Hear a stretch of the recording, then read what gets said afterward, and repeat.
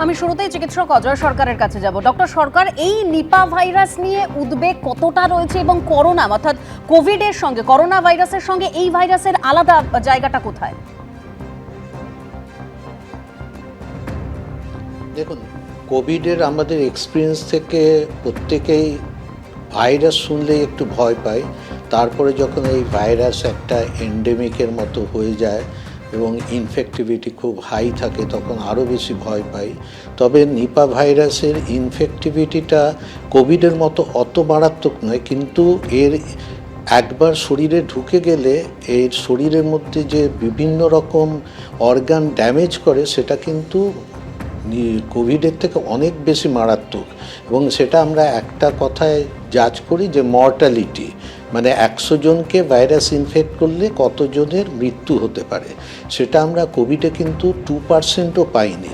আর নিপা ভাইরাসে দেখা গেছে বিভিন্ন স্টাডিতে এটা 40 থেকে 90%। লাস্ট যেটা আমাদের কেরলে হয়েছিল নিপা ভাইরাস ইনফেকশন, সেখানে কিন্তু 23 জনের মধ্যে 21 জনই মারা গিয়েছিলেন, উইচ ইজ নিয়ারলি মোর দেন 90%।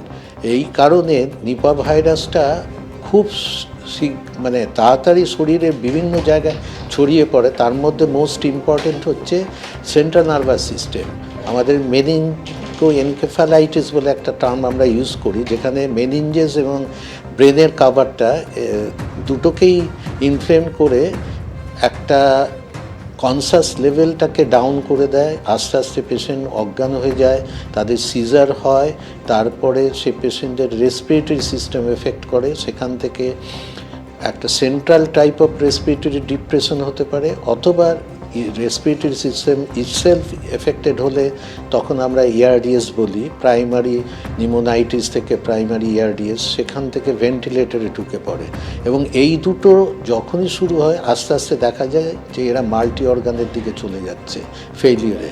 সেই কারণে সেদিক থেকে কিন্তু নিপা ভাইরাসটা আমাদের কোভিডের থেকে অনেক বেশি মারাত্মক ভাইরাস, এবং এই ভাইরাসটা শরীরে ঢুকলে কিন্তু তার মর্টালিটি অনেকাংশেই বেশি কোভিডের থেকে।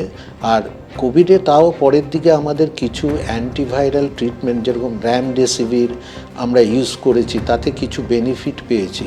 নিপা ভাইরাসে সেভাবে কোনো অ্যান্টি ভাইরাল ট্রিটমেন্ট বেরোয়নি, যদিও কেউ কেউ র্যামডেসিভির ইউজ করেছেন। আর আরেকটাও অ্যান্টিভাইরাল ট্রিটমেন্ট বাজারে ইউজ হচ্ছে, যদিও সেটার কোনো ওয়েল নোন প্রুফ পাওয়া যায়নি আজ পর্যন্ত। কিছু কিছু অ্যান্টিবডি আমাদের কোভিডের সময় বাজারে এসেছিল, এখানেও কিছু অ্যান্টিবডি বাজারে আছে, কিন্তু তার এফিকেসি নিয়ে ডাউট আছে। ওভারঅল কোনো ডেফিনিট ট্রিটমেন্ট নেই, পুরো ট্রিটমেন্টটাই সাপোর্টিভ, অর্গান সাপোর্ট বেসিস। এবং মর্টালিটি কোভিডেও আমরা যেখানে মাল্টি অর্গানে চলে গেছে তাদের মর্টালিটি অনেক হাই ছিল এই ভাইরাসের মতোই, কিন্তু তাদের প্রত্যেকটা কোভিড পেশেন্ট ধরলে তার মধ্যে percentage wise organ involvement, multi organ effectivity was much less than Nipah virus. এই ডিফারেন্সটাই আছে। এবিপি আনন্দ, এগিয়ে থাকে, এগিয়ে রাখে।